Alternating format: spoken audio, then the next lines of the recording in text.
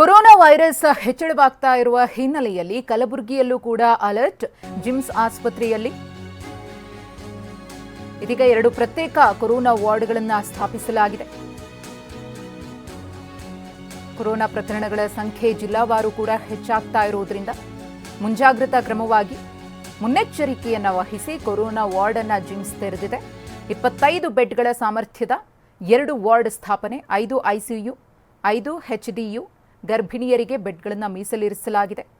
ಸೋಂಕು ಉಲ್ಬಣಿಸಿದರೆ ಈ ವಾರ್ಡ್ನಲ್ಲಿಯೇ ಸೋಂಕಿತರಿಗೆ ಚಿಕಿತ್ಸೆಯನ್ನು ಕೊಡಲಾಗುತ್ತೆ. ಸಾರಿ ಕೇಸ್ಗಳನ್ನು ಟೆಸ್ಟ್ ಮಾಡ್ತಿದ್ದಾರೆ ಜಿಮ್ಸ್ ವೈದ್ಯರು.